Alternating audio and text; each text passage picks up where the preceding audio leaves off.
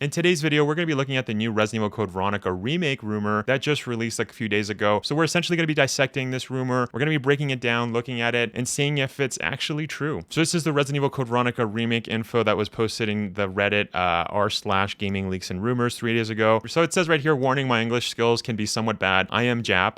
My friend helps me to write as best as I can. Okay, wait a second. I've never heard a Japanese person refer to themselves as Jap. That's kind of sus, but anyways, let's continue. I was a tester during a recent playtest of Resident Evil Biohazard Code Veronica, or simply Biohazard Code RE Veronica. It is known as Resident Evil in the West. I'm going to share some info about the project. It is in 4chan. I think that's what he means. I think it will be unnoticed long. It is a story about Claire Redfield on Rockford Island, third-person game similar to Biohazard Resident Evil 2. So Resident Evil 2 Remake as it's known here. I played only a short demo provided by the developers to test and give feedback to new mechanics. Okay, so that right there here, when it says demo, that's a bit strange because, I don't know, like let me know in the comments if you guys are QA testers, right, quality assurance guys.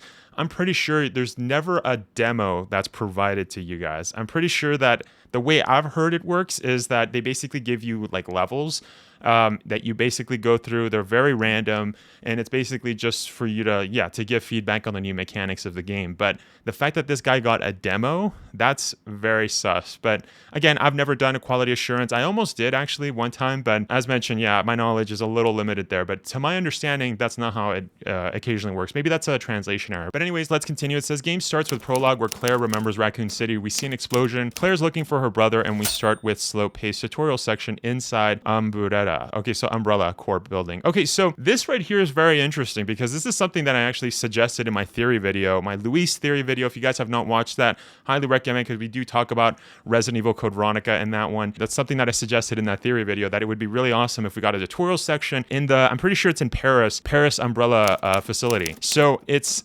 yeah, it's funny that this is, that they're stating this, that this is exactly where the tutorial section is. So that is a bit sus, but again, I don't know, could be a coincidence. But anyways, let's continue. So it says player controls Claire as she goes in some offices, and when escapes from guards, she's captured and sent to Rockford. So it seems like this guy just got he got to test like the full beginning of the game. Okay, let's see if it switches. But anyways, it says prison area is vast with many cells, guards room with new character Ricardo lets her go. So Ricardo's obviously the same guy that's showed up in the old. I don't know why he's saying it's a new character. I guess because that's like her first encounter. But in reality, in the OG Code Veronica, you actually meet Ricardo in the Paris facility. He was there. Like there's a whole scene where he's holding the gun towards Claire's face. So that's weird that he says that. Like, it could either be two things. First off, it could either be that the remake changed where you meet Ricardo and you just meet him at the prison on Rockford Island, or this guy actually just forgot that you meet Ricardo in the OG. Again, that's very suspicious. But anyways, let's continue. It says Ricardo lets her go. She encounters some military man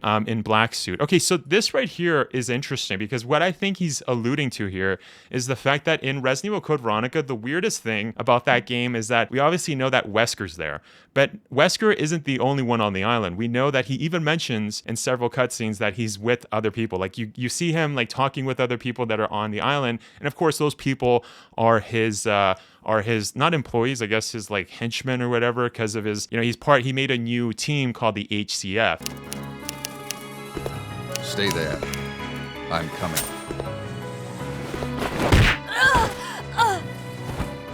So the interesting thing here is that it seems like these black suited military men are actually, Wesker's, henchmen or whatever. That would make sense. That was something that I never understood in the Code Veronica in the OG. The fact that, again, like you play throughout the whole game, that Wesker's there with his team, HCF, but you never see those guys. So it seems like that's what he's alluding to here, is that the black suit guys is obviously Wesker's henchman. But anyways, let's continue. He says, but he is killed by falling debris from explosions. So it seems like those men were killed, or was it Ricardo? Ricardo lets her go. She encounters some military men in black suit, but he is killed by falling debris. Yeah, I don't know if it's just him or Ricardo. Anyways, that would be weird. Anyways, it continues on by saying island is attacked. Claire escapes her. Right at the end of the prison section, she meets with Steve in a cell. He asks her to let her out. Claire is hesitant, but decides that if he is against corporation, then he is no enemy. Okay, so right here, it seems like what he's alluding to is that we're going to be able to pick which character. Yeah, and it does continue on to say that they together escape and enter some kind of safe room. Here, player can freely switch from Claire to Steve. Okay, so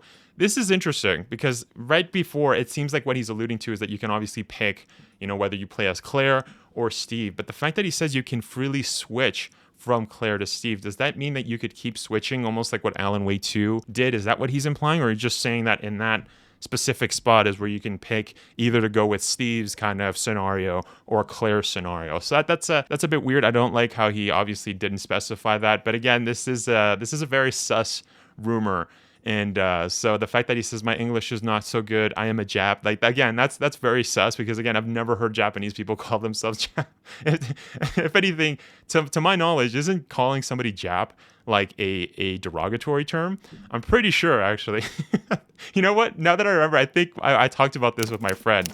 I told him, what do you think about Japs? And I do remember him saying that, yeah, he doesn't like that. So I don't know. Correct me if I'm wrong, guys, but I'm pretty sure that's a derogatory term. So that's weird that a Japanese person would call themselves a derogatory term by calling themselves Jap. Anyways, we continue. It says, here, player can freely switch from Claire to Steve. Player can explore the next areas as any character. Each character have their own set of skills. Okay, so it says Claire is better with knives and her aim is better and faster and become a point aim.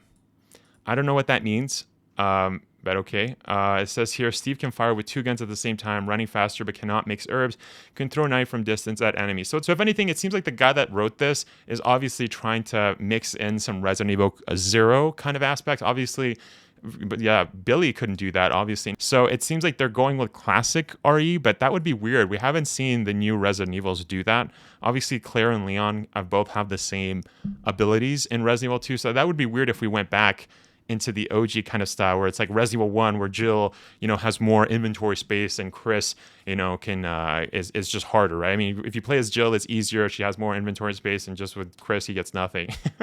It's just harder for him. And the same thing goes, like as mentioned, with Resident Evil 0, where Rebecca could essentially, combine herbs. Billy couldn't do that. And yeah, so I don't know. That's a little bit strange. It would be weird to see that mechanic be brought up again in a Resident Evil Code Veronica remake. It also says here that Steve can throw a knife from a distance at an enemy. That would be weird that he could do that. That hasn't been a mechanic in any Resident Evil game to my knowledge. The only time that I can remember somebody doing this where they threw a knife from really far away is obviously Leon from Resident Evil 4, like in the cutscenes.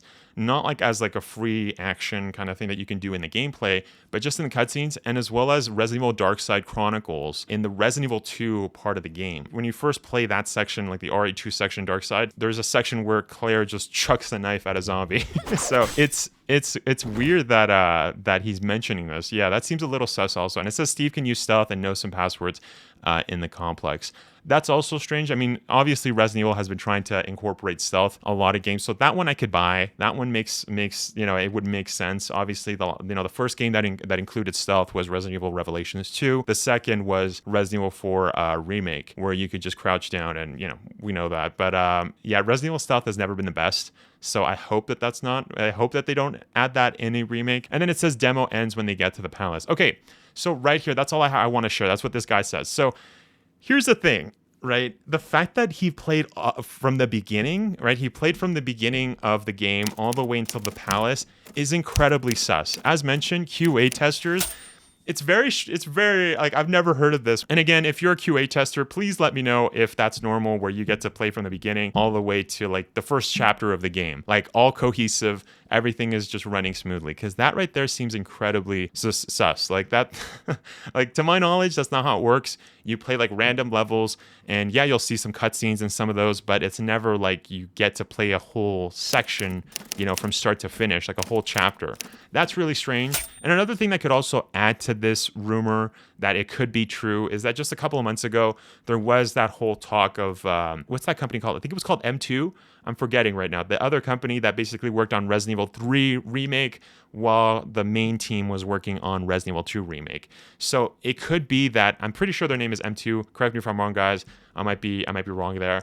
But it would be interesting if the main team for Capcom was working on Resident Evil 4 Remake, these guys were working on Resident Evil Code Veronica Remake as well during the same time. Now, if you guys have been watching the channel for quite some time, you guys know that I love Resident Evil Code Veronica, and I definitely think that it deserves a remake. Like, don't get me wrong here, I definitely want this to happen, but everything that's stated in this rumor is too good to be true, it seems.